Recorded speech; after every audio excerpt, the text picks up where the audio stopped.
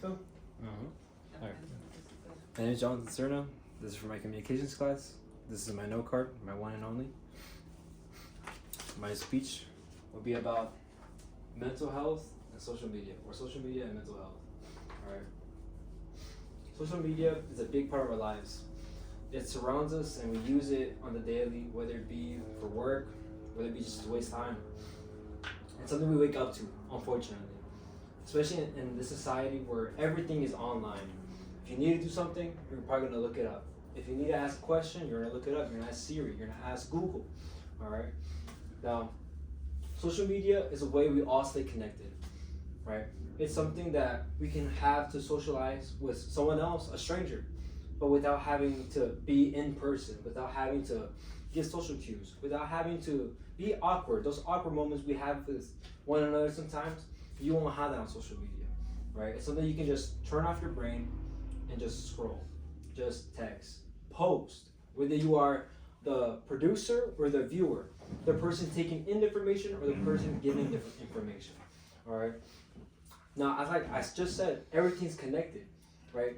If you're the one making it or whether you're the one seeing it, intaking the information, we're all connected, just like in the real world.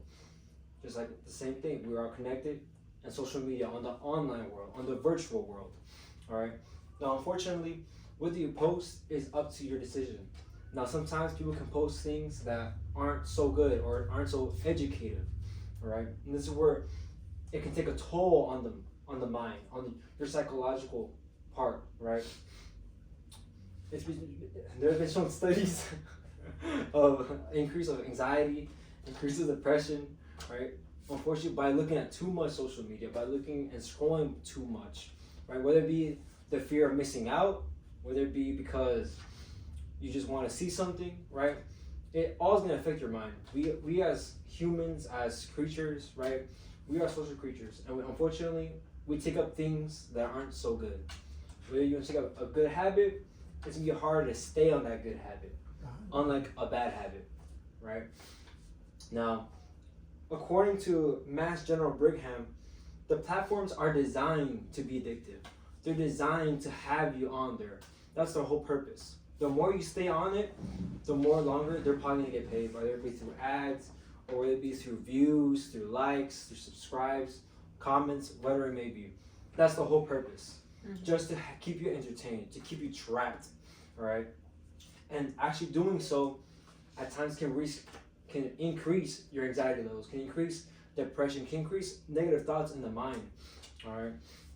Now, social media is like an addiction, unfortunately. It's like a drug, right? Whether it be alcohol or weed, which is a drug, it's an addiction, all right? I'm pretty sure we've all gone to a dinner table, you've gone to with your family, and you hear a child screaming or crying because their parents took their phone away, and all of a sudden your dinner's ruined. It's like, oh, why can't that kid be quiet and shut up? Like, give them their phone. But that's because they already got so addicted to what they're looking at, to what they're scrolling at, right? Through hours and hours on end. That's the whole purpose. And unfortunately, the kid is addicted to social media, all right?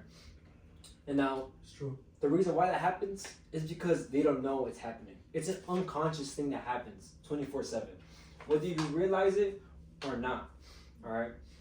Now, the biggest thing out there, or the biggest saying is knowledge is power, all right? Being informed is very important, right?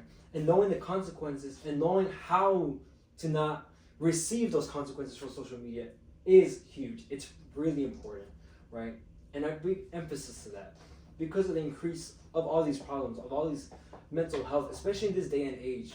There's never been a more increase in depression and anxiety and the fear of missing out and all those things we be feeling, especially in this generation, all right? But if we realize and we take into account, okay, why am I doing this? Why am I scrolling out like for hours on end? I'm pretty sure if you check your screen time, it's probably gonna be filled with Instagram, Snapchat, Facebook, like, unfortunately, right? But if you realize the consequences, you're less likely to be in those situations, to have an increase in anxiety. Now, I'm not saying social media is gonna be the main cause of you having that, but it certainly is a factor.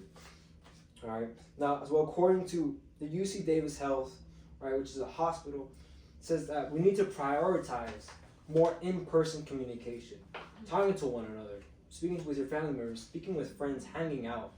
That way, it decreases all that. Why? Because we are social creatures. Us as humans, we need to interact. We're not meant to be in a room staring at a screen all day or just watching TV all day, right? We're meant to go outside, or we're meant to be social creatures. We're meant to go have fun, all right? Now, to conclude this beautiful speech, all right, it's important to be informed.